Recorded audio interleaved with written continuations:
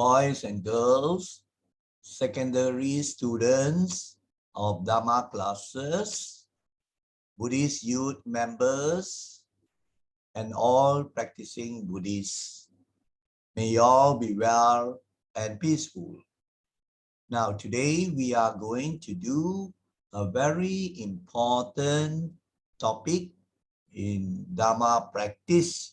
It pertains to our mind, and you need to follow closely in order to understand clearly. The title of the presentation is Your Friend or Foe. Friend, I think you know what the meaning is. Now, foe means enemy. So is it going to be your friend or is it going to be your foe? Now, you will not know the answer until maybe some slides have been shown. Then it will be revealed to you who is this person or what is this thing. Is it a friend or is it a foe, an enemy, right? Now, as usual, I will go over the slides and explain to you before revealing to you this thing, a friend or a foe, right? So as usual, we will launch the PowerPoint. But before that, let us check to see that the setting is correct. It's okay. So now we will launch the PowerPoint. That is the cover slide. And you can see the animation, a friend, something good, positive, an enemy that can hurt you, a foe that can harm you, that is not good for you, isn't it? Whereas a good friend is very useful, very good, and you like to have a friend. You would like it very much. Whereas nobody would like to have a foe, an enemy, isn't it? Now, so let us move on to the next slide, which is also a cover slide. And this one is also a cover slide, your friend or foe. Now, what is this person or this thing that can be your friend or that can be your enemy? And here, of course, you don't have to really go over everyone, all the various types of people, right? Grumpy one, and then slow one, and then also the jolly one, all types, different types of people with different characters. Now, this has something to do with the topic, of course. Now, let us move on to the actual presentation of the title. Now, let us introduce you to this friend or foe. I am your constant companion. Now, companion is somebody always following you, beside you maybe, right? It's with you, your companion. Sometimes you can say the books are my companion. Can also something always, accompany you. Or you can say, this person is my companion, constant, always with me. I am your greatest helper or heaviest burden. So this constant companion can be your greatest helper, no? Always rendering service, helping you to improve, helping you to be of a better character, helping you to be doing well, and so on, a helper lah. Or it can also bring you problems. It can also cause you trouble. A heaviest burden. That means, this one with me is causing me hardship, like a very heavy load on my shoulder to carry all the while and causing me trouble and sorrow and suffering.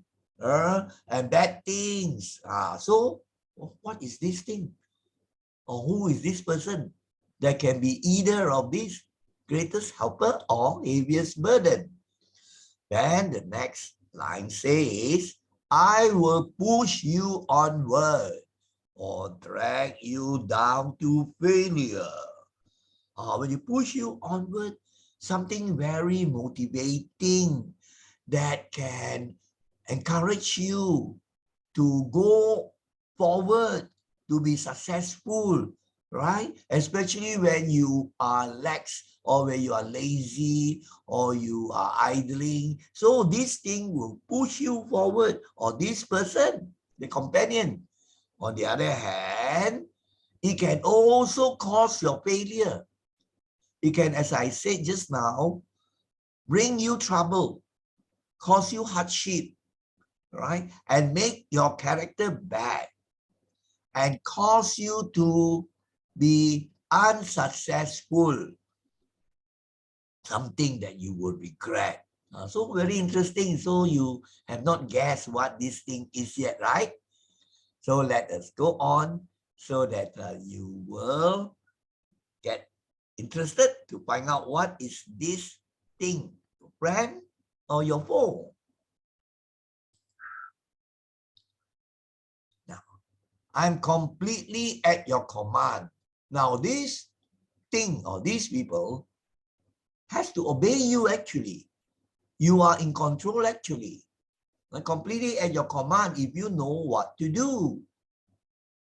Half the things you do might just as well be turned over to me, and I will be able to do them quickly and correctly.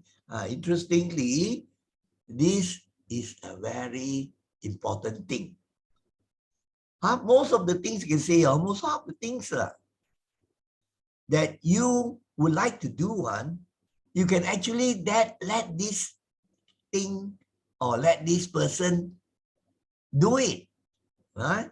And it will more or less carry out the thing for you, and you don't have really to put in much effort already, because it can do that, can help you to do that without you having to put in a lot of energy to carry out the thing.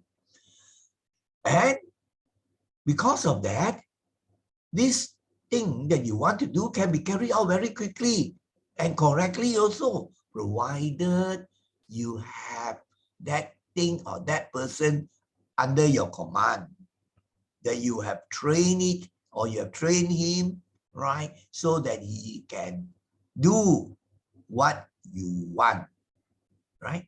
Or what is good. On the other hand, if you are not careful, he's not at your command, and you have introduced that person or that thing inside you already, and you cannot control it already, that person controls you and you'll be doing that thing. So it's either way, your friend or your enemy. So now what is this thing, you'll be wondering? What is it? What sort of it, or what sort of person at my side or my companion always? And it can be a good friend or it can be an enemy, right? I'm easily managed. You must just be firm with me, which means you must be disciplined, firm. Don't just give in, especially when initially you have that person or that thing with you and you need to train it or him.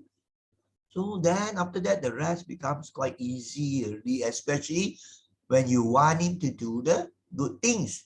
You want it to carry out the good actions and help you to be a better person, of a better character, to be successful and so on. So it can be easily managed, provided you have trained it well, you are firm with it, right? Not lambert, no discipline. So that is this thing or person. Show me exactly how you want something done. And after a few lessons, I will do it automatically. which means the training. So initially, this person or thing, right, or quality, you must train to develop that thing or that person or that thing as to what you want it. In other words, it can be a friend, you can train it to be the friend, or if you are not careful, it becomes an enemy. And if you train that thing well, then later on, the things can be done quite automatically. You don't, as I say, you don't have to put in much effort. So what is this particular thing that's so strange, isn't it? Now let us go on to the next slide. It says, I am a servant of all great people and alas, of all failures as well.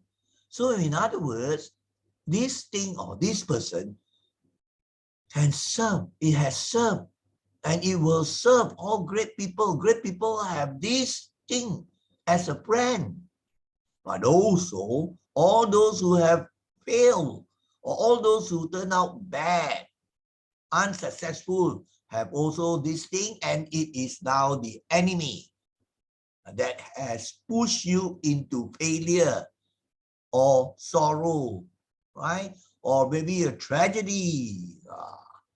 Those who are great, I have made great. Right?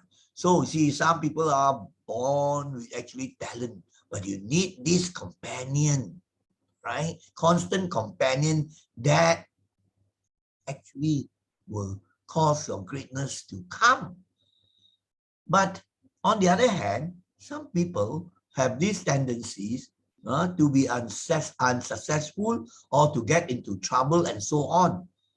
And this one will push you to that line to make you a failure also. So it can go either way. Let us now go on to the next one. Now it tells you, don't think I am a machine. I'm not a machine with you always. Though I work with all the precision of a machine plus the intelligence of a person, it's a very strange thing. It is not a machine, but it is so efficient, it can work like a machine, so accurate, so precise. Things correctly done, either for the good or for the bad of the owner. And it has also that sort of intelligence of a person. So don't think, oh, this is a robot machine always with me. No, it's not a robot. It's not a machine sort of thing, an alien or what. Not like that. You may run me for profit or run me for ruin. Ruin means a failure, fall, a decline. So you can have this thing going on in order to bring profit to you, in order to bring benefit to you, in order to help you to be successful, or this thing also at the same time can cause your downfall. It can create problems and can get you into, as I said, trouble, right? And will make life difficult for you, and you'll be experiencing dukkha, sorrow. It can go either way. It makes no difference to me. So now that's interesting. We'll now review what is this thing, right? Let us now go on to the next slide.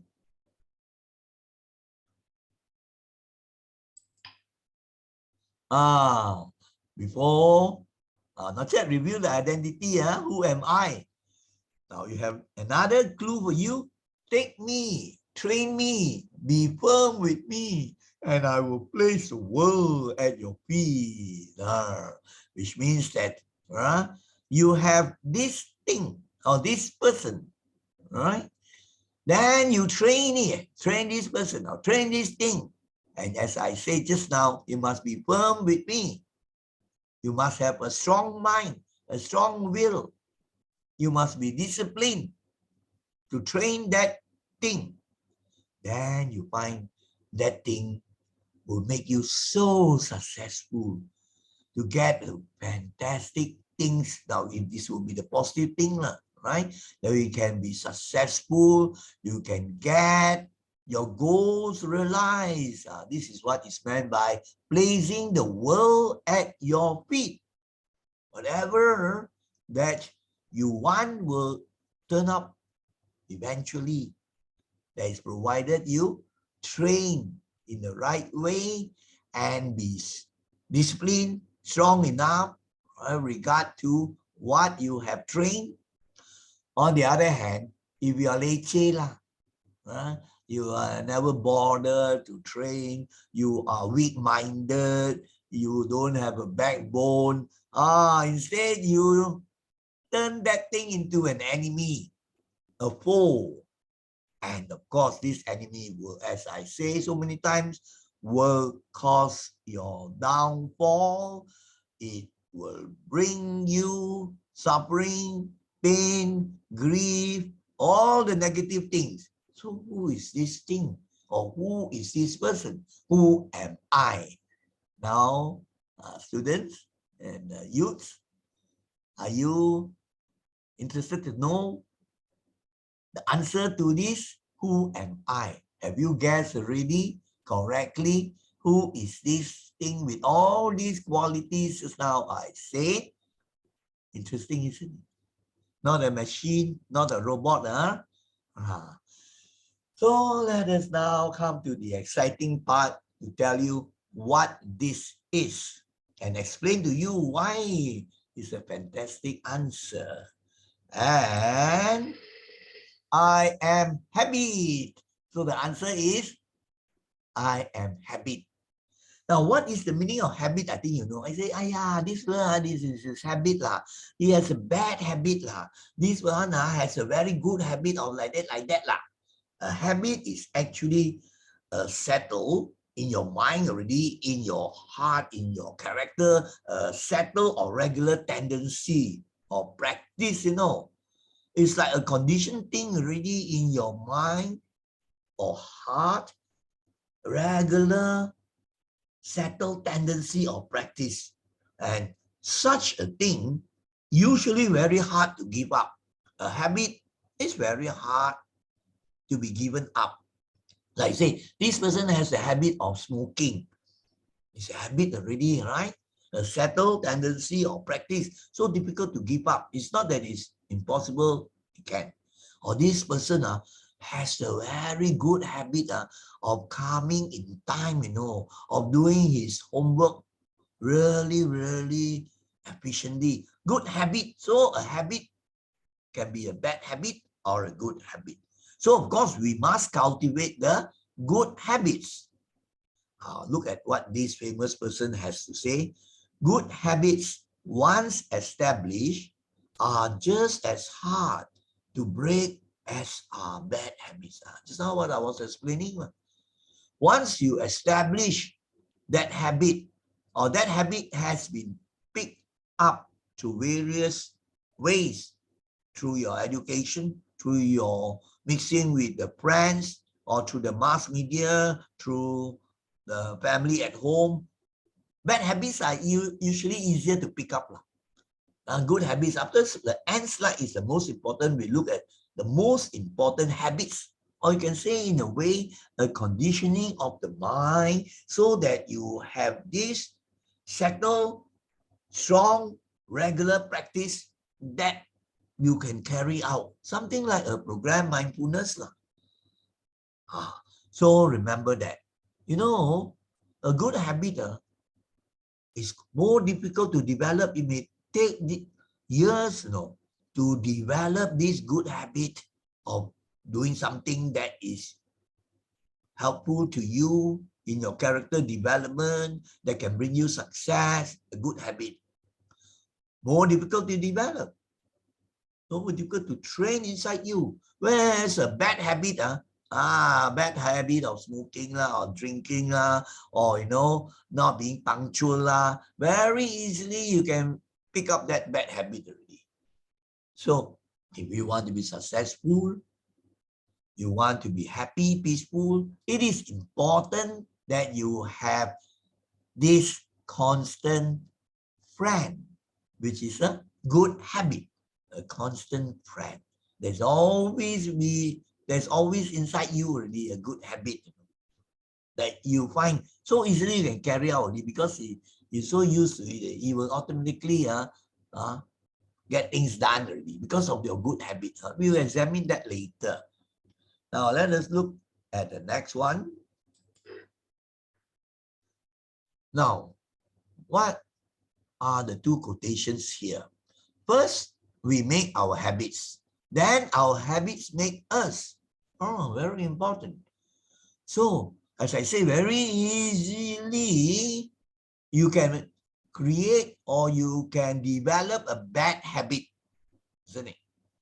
And this comes, for example, by mixing with the wrong company and you pick up a wrong habit or a bad habit. A bad habit, just now I gave the very classic example of smoking, a bad habit of smoking, or gambling. You have the habit of gambling already. Then these sort of habits will now shape your character. They will cause you the negative things if your habits are bad. That will bring you dukkha or suffering. Whereas if you have made the good habits, or you have developed the good habits, these things will be the things that help you to be successful, that motivate you, that bring you on the path to happiness, peace, and wisdom. So you see how important habits are to be developed. Now the next quotation says, motivation is what gets you started. Now, sometimes, you listen to a talk and this speaker is a motivation speaker. He's so good, he motivates you. And for example, right, he motivates you on the importance of reading, the various benefits of reading. So you feel so motivated to read, right? So you say, oh, I will do it. I will do it. So you start reading. But you don't train this habit, right? Or this practice well. You are not disciplined. So, hangat-hangat tai ayam lah. After the motivation talk, you get motivated, you do it lah. But it doesn't last because you have not made it a habit. You have not trained it well. And for that, you need discipline. You need patience, right? All those important qualities, determination you need. Then you find it's become a habit in you already. So all the while now you'll be reading. So that's why you see some students very naturally, they will read, you don't have to tell them anymore already. I know I've met some students, young students, I present them with some of my books that I've written. Wow, you find very automatically these students, they will start reading because it's the habit, their constant companion, all right? That helps you, so has become a friend, and that is a good thing, isn't it? On the other hand, if you don't train, then you find that the good habit cannot go inside you. You go back to your old ways of not interested in lifting up any book to read. So that is important. It is habit that keeps you going to do the thing. And this applies to the positive things as well as the negative things, A positive thing, I gave you an example also, to read, to improve our knowledge, or improve our mind. A positive thing is I have the habit of reading. On the other hand, you pick up that bad habit of smoking, and you find it so difficult to get rid of already, right? So you keep on smoking. This, I'll give you more examples later on. So the motivation here is create good habits. Like this young one, right? He has created that very good habit of exercising his body every day. He knows that exercise It's important to keep healthy, isn't it? So he has developed, he has trained that particular aspect to exercise. So very automatically, every day, he will go to exercise, either do, cycling or walking or jogging or indoor, some movement exercises without fail. Why? Because there's a good habit already of exercising. So remember, you can also create a bad habit very easily. I just tell you a joke, right? So there was this student. One day he went to see the doctor because he told the doctor, he said, doctor, I am feeling always tired. I feel sick, right? I feel weak. Then doctor said, oh, I see. He said, then the doctor knows, because he's a doctor, he can judge. Say, do you exercise? He said, yes. Do you play games? Yes. Oh, doctor was very happy. Oh, you play games. Do you play every day? Yes. I play games every day. Then the doctor asked, how long or what is the period that you play a game? How long do you play a game every day? Oh, doctor, until the battery goes off lah. Battery goes off. It means that he is playing the game using the mobile phone, smartphone to play all those Angry Granny lah, Candy Crush lah, I don't know, all those things he calls the exercise. That is not a game to exercise. That can really bring you bad effects. That you find is a bad habit. The bad habit of getting addicted already into a mobile phone. So you see, that of course is a joke. But what I'm trying to say is you can also very easily acquire a bad habit. Just as very easily you can get a bad friend. It's more difficult to get a good friend. Similarly with habits. Now let us go on to the next one. You have another two quotations by two very famous people. One Aristotle, the very famous Greek philosopher, and the other one Benjamin Franklin from United States, a statesman, and also he has done fantastic things. They are successful people. So let us see what Aristotle has to say. We are what we repeatedly do. Excellence then is just not an act but a habit. Very true. You will keep on doing something until it is ingrained in you, the positive thing. Like for example, you are very, very diligent in learning, right? You make it a habit to be very hardworking, to be learning something. Then you get excellence. Because that is second nature to you. You can carry out the thing so easily because you have that good habit of diligent learning. Whereas another person opposite, right? He has that bad habit of idling, doing nothing, being lazy. And this, of course, will bring your failure. So this is what Aristotle has to say, to create a good habit, right? Now, what about Benjamin Franklin? He said, each year, one vicious habit rooted out in time might make the worst man good throughout. Oh, very, very positive and motivating saying. Now, all of us may have some bad habits. We also have good habits. All people have a mixture of good and bad. Vicious means terrible, bad, very bad. So each of us has those bad habits. Now he says that if each year you kick out that bad habit, like for example, the person has a bad habit of always coming for meeting late. That's a bad habit already. There's the enemy in you, the habit. Not because of something, a very reasonable excuse, but he is in the habit of being late, not punctual. So then one day this person says, oh, I must root out, I must wipe out or kill this bad habit of not being punctual. I must be on time. So he gets rid of this. So he has become transformed already, disciplined, always punctual. And every time, he thinks of the bad habits he has. You see, I have this bad habit of smoking, So I must get rid of this bad habit. So he keeps on doing such a things.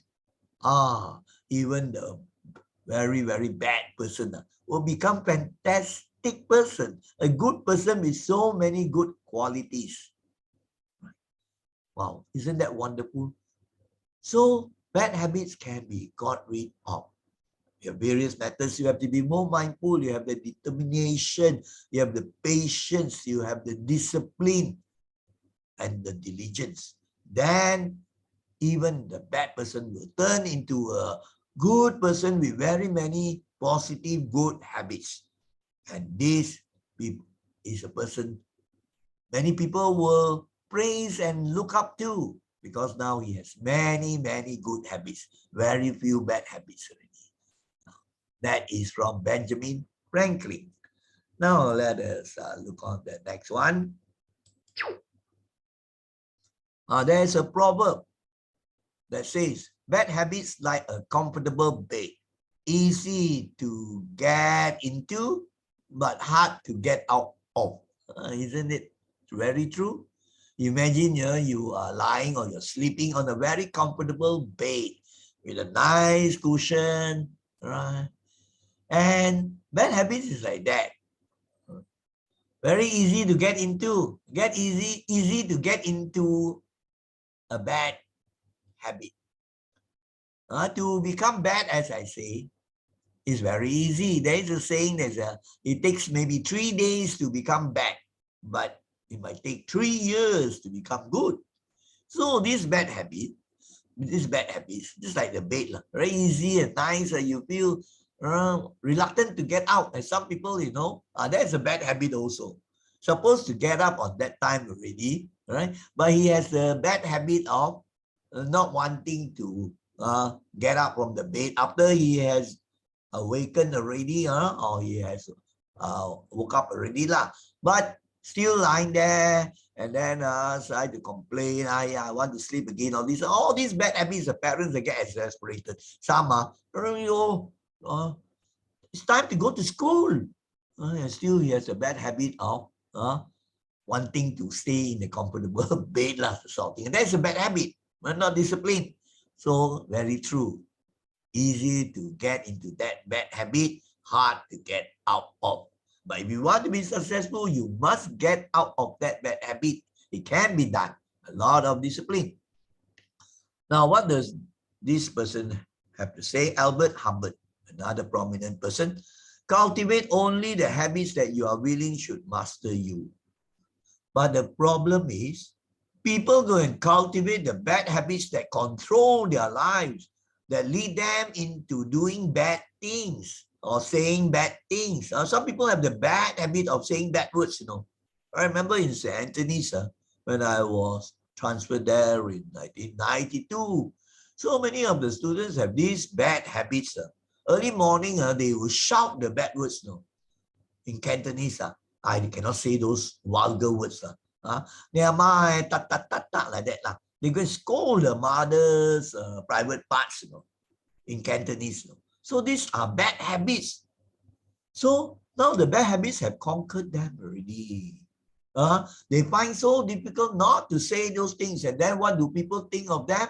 And later on, then they become, let's say, managers and so on. So they have the bad habit following them, always uttering all those bad, vulgar words, 4-letter words. Nowadays, I find so many young people also have the habit of using the 4-letter words whenever something doesn't turn out very well. Straight away will use the 4-letter words. I cannot use that. It's very, very vulgar, right? That is not good. So you must cultivate good habits. And the good habits they now are your master to help you. Very good. Like for example, you have the good habit of, just now I say, of not postponing things, right? Always on time. Like for example, you have an assignment. So you have the good habit of always doing it in time, or on time, well in advance, and you pass up the assignment very, very promptly. Earlier also no problem, isn't it? It's only when you're late that the teachers are not happy or the university lecturers are not happy, because you have the bad habit of postponing things until last moment. You cannot cope already, so you are late, and then try to give all the excuses. So your bad habit has become your masters. So it's either way lah, either way. So let's now look at the next one. This is a very, very important quotation. Many famous people have said it. I think including Gandhi, if I remember. Watch your thoughts, for they become words. In other words, we must. Now this is to help you not to develop that bad habit, not to develop that tendency. And once it becomes a habit, then it will be your enemy, and it's your constant companion with you, and it sort of directs you to carry out the actions, and then you have lost control. You just follow the habit. So we must watch the thoughts. That means we just check our thoughts, our thinking. If they are not good, then we have to kick them away. If they are good, yeah, maintain them. And we must keep on increasing all those good thoughts, and don't let the bad thoughts come. So the first point here, watch your thoughts, for they become words. Yeah, that means that we must think before we speak. If we don't think, and then you have the bad habit of thinking all those terrible things, and then you get angry and these things come out, you blurt out the speech. So terrible, isn't it? And then you have to watch your words.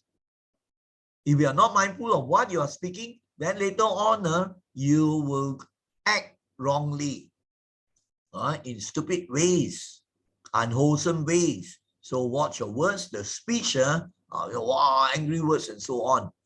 Then later on what happens?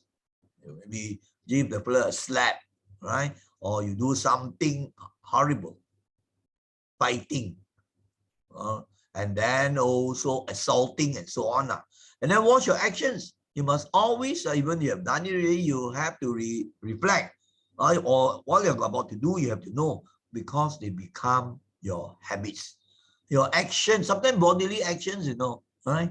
You go and shake your shoulder or blink your eyes, bad habits of the body, And people do not have a good image or perception of you, because that action has become your habit already. It's terrible, isn't it? And somehow, wow, they have the action of taking things without asking permission or without anybody knowing, Yes, this one has the habit of taking things that do not belong to the person, like taking things from the office. They are not mindful, you see. It starts with the mind, you see. And then this action now ingrained in you has become a habit. Then the people will say, orang ini dia ada tangan panjang, he has this habit of having tangan panjang. So if you are not careful of your habits now you have this habit already, the bad habits, right, of taking things not even to you, or speaking vulgar speech and so on, then this becomes your character. A bad character if you have the bad habits, isn't it? And once you have that bad character, then you start doing the unwholesome things constantly, because your habits drive you to do those things, to think the unwholesome thoughts, to say the wrong speech. Some people have the habit of lying, always lying one, That is a break of the precept. And some people have the habit of using harsh speech or carrying tales, the habit of gossiping, All these now create your character already. And you will be doing a lot of unwholesome actions that generate the bad karma. So you become your destiny. Your destiny means now you're going to face the music. In other words, you're going to have the bad consequences or the results. Not only in this life, if you have these bad habits and then you carry out the wrong actions, unwholesome actions, you don't have to wait until you die. You face the music or you will get the effects. You've done something criminal, or you will be caught by the policeman, you get into trouble with the law, and you can end up in jail because of your bad habits of stealing maybe. If you manage to escape, yeah, but then karma will take care of it. After a person dies, a person with the bad habits doing the unwholesome things, then he will be reborn in a suffering, woeful state, like the hell, the animal realm, or the hungry ghost. So you see, this is a very, very important thing for you to reflect. So now let us go on to the next one.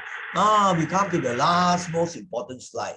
I will now list 10 good habits for success and happiness.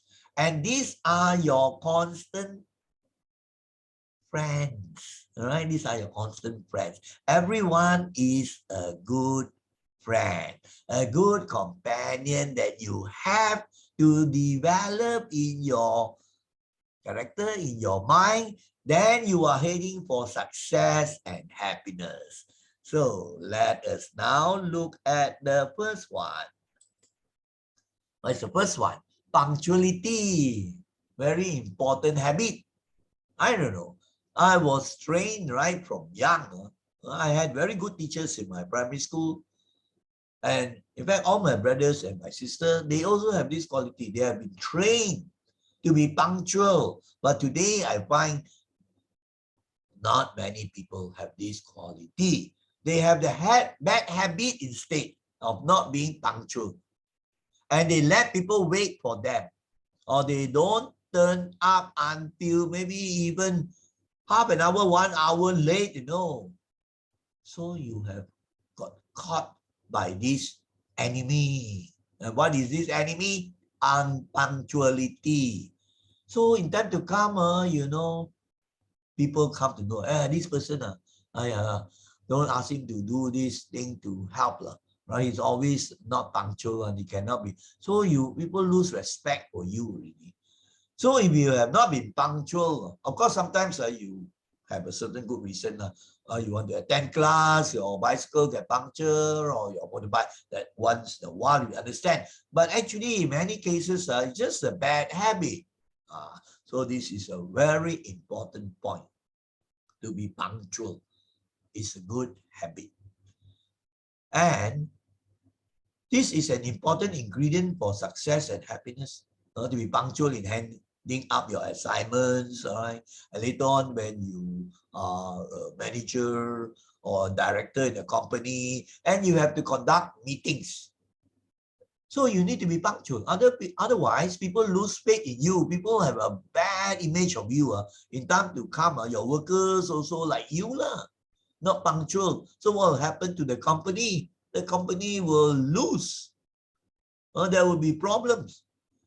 One of the good things I learned from the meditation retreats, the meditation teachers are very punctual. They tell you there is the start of the meditation at such and such a time, and they themselves will show their examples, right? Just 5 or 10 minutes, they'll be there. And they say the interview for the participants will be at a particular time, and true enough, they are punctual. So we begin to respect such people, isn't it?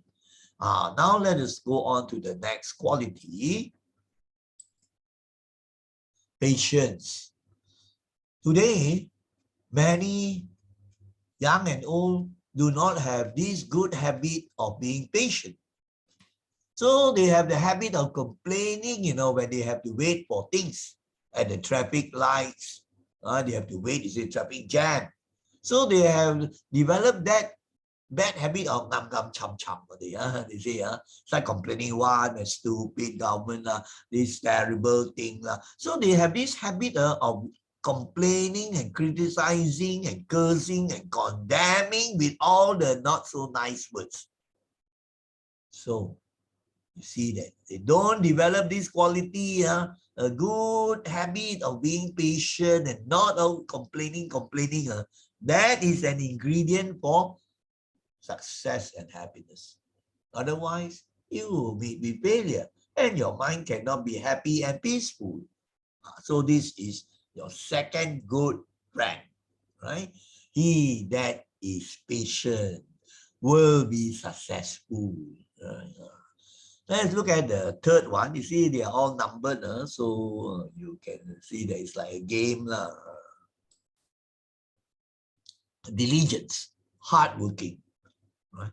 So if you have cultivated from young this habit of being diligent in whatever you do, hardworking, that is a very, very important ingredient for success in whatever you do, whether it's worldly things or in Dhamma practice also. If we don't practice diligently, how can we be successful? How can we improve in our wisdom and compassion if we are not diligent in practice? So this good habit of being diligent has to be cultivated from young. Very important. Some, don't have this. They have the habit of lazing around, right? Not hardworking at all. Work not done yet, but they have this habit, leceh. So they will just idle around and so on. And when the time comes near for them to pass up the project, wow, then panic already. And then the last moment start working until midnight or 1 or 2 a.m. Then such a practice will not give rise to good results and pass up a lousy project or things like that. So being diligent in whatever we do is a very, very good quality we have to develop from young and make it a good habit. Now let us look at the fourth one. Responsibility. I have interacted with thousands of students over 40 years and so on. You find there are some very responsible. They have the habit of carrying out the duty or the work given with great responsibility. So you tend to like them and they are respected. Many other people also like them because they are responsible. On the other hand, you have this person or you have people with the bad habit of not being responsible. You can say the bad habit of being leceh. And they don't carry out the responsibility. And then now even teachers have come across, are supposed to set the examination paper, but they have this bad habit of postponing things and not really taking things seriously in their responsibilities and duties, the bad habit, the bad qualities in the mind. So when the day comes for the test and the papers are not ready, I remember one occasion I was the exam secretary. I already reminded him many times, but his habit is like that, to keep on postponing and so on. So in the end, of course, he has to get the terrible effects from the headmaster. It's not my fault, isn't it? So responsibility, very important. Now let us look at the fifth one. Discipline. For having these good habits, for developing all these good habits, we must have discipline. Without discipline, you cannot be successful. You cannot really get the goals that you're supposed to get, even in Dhamma practice. If you are not disciplined, you don't have the habit of being disciplined with determination. You don't have that habit in your character. So you take it easy, right? You do for 2 days, then you stop for another maybe months, right? So being disciplined, you say, I must have the good habit of okay, for me, I say, I must have the good habit of following the puja on such a day, or the good habit of meditation certain times and days. Then you must have the discipline. Then in time to come, the habit will sort of naturally drive you to do without you having to think already. naturally automatic. So you see, discipline is such an important thing for all undertakings, worldly affairs as well as in your religious life, in the practice of the Dhamma. Successful people are disciplined. You find among students who are the ones right, that are, you can't help it, are not liked by the teachers. They are the ones without discipline. Indiscipline. Wow, cause a lot of headache, isn't it?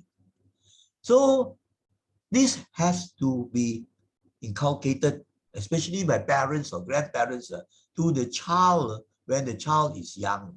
But even though you are maybe a youth member already, or you are adult, you can still change. You can still change. So that is another important friend that you must have with you constantly. Now let us go on to the next one. Where is the number 6 now? Number 6, charity, which is dana. So if you have that good conditioning, that very settled tendency and practice to do this, it becomes very automatic. That's why you find some people have very good habits of trying to serve, trying to help, But many don't have that, I have met students that have very good quality, good habit, When he sees, let's say the teacher sweeping the floor or doing something, he says, "Sir, may I help you?" He has that good habit, The good habit of being polite also, offering the help, the good habit. And the good habit of volunteering also, without being asked. All these are good habits that will lead you to success and happiness. Not the selfishness, not the self-centeredness. Or I've seen all types. There are some, no dana heart at all. They have not developed this good habit of helping, giving, generosity, and serving others. So this is a very good thing to develop a good friend.